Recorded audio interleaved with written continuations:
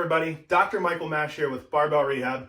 Welcome to Whiteboard Wednesday. Today, I want to talk about one of the most common issues I treat, and that's hip pain during squats. It's also one of the most common things I've wrote about on the Barbell Rehab blog, and rightly so, because a lot of people are dealing with it, and a lot of people have been mismanaged or don't really know how to work around it and overcome it permanently. Today, I want to show you exactly how to do that.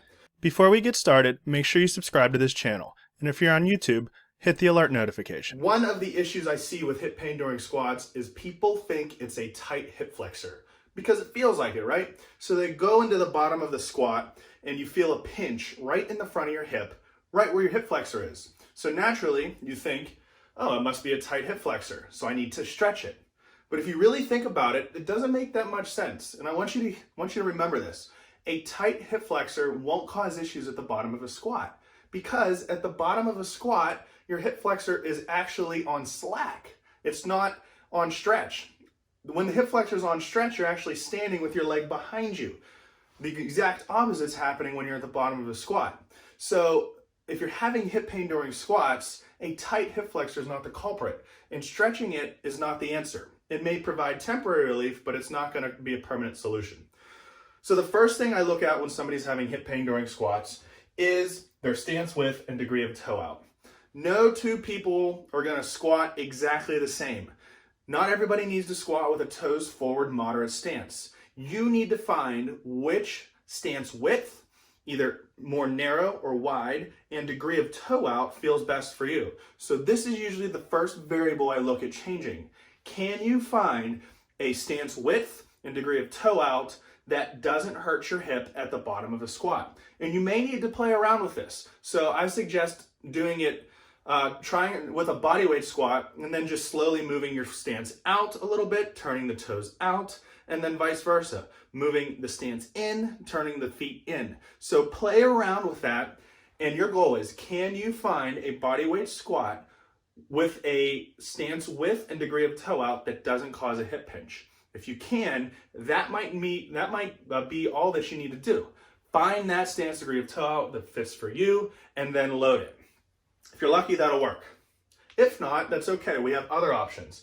If you can't find a stance width and degree of toe out that feels good, the next thing you want to do is you want to try some tempo work. Many times when people have hip pain during squats is because they're descending and then bouncing out of the hole. This can put some excessive strain on the front of the hip and cause issues. So I want you to see if you can slow down that bottom portion of the squat to see if that changes the feeling of having anterior hip pain. So that would be the second thing I would do, is to play around with tempo work.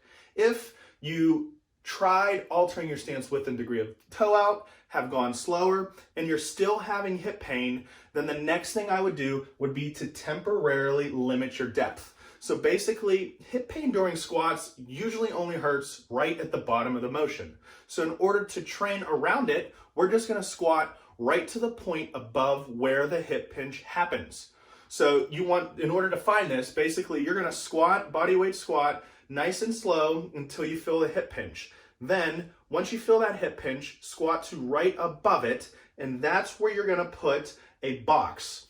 So you're basically going to do box squats to a depth that is right above where the pinch occurs. And I will link a video in the description to show you exactly how to do this. But basically, you want to start with a box height that is lower than you need. And then you're going to put either 10 or 15 pound bumper plates, stack a few of those up on that box to get to the height where you can squat without hip pain. So now let's say you have a box with 4 10-pound bumpers that get you up to that point where you can squat without hip pain. Now you have a way to do graded exposure to slowly get you down back to depth. And you do this by slowly taking out one bumper plate at a time.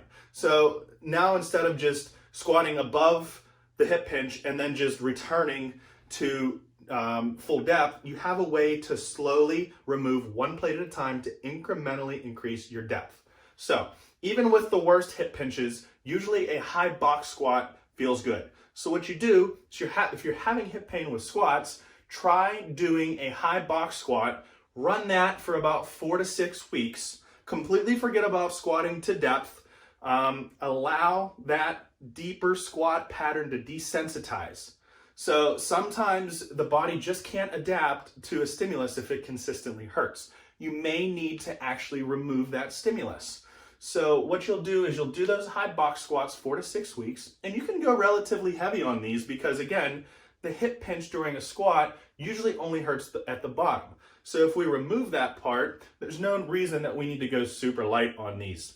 So what you'll do is you'll go heavier on these, keep your working sets at around that RPE 8 range, and then train it for 4 to 6 weeks. Slowly remove a plate at a time to see if you can get back down to depth.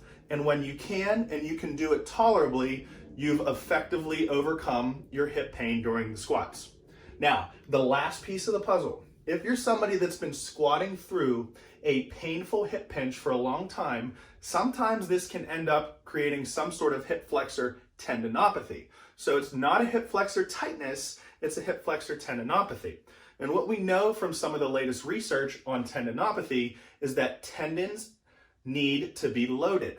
So especially if you're somebody that's been cranking and stretching on your hip flexors all this time, instead you want to actually load them.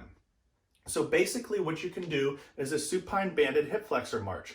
Again, I'll put the link to this in the description for how to perform this. But basically, instead of stretching the hip flexors, you're going to put a mini band around your feet and you're going to slowly lift your hip up and load the hip flexors. Nice and slow via a 3-0-3 tempo, meaning you're going to slowly raise your leg for 3 seconds and then slowly lower your leg for 3 seconds. What you'll find with this exercise is that you will fatigue a lot quicker on the affected hip versus the non-affected hip.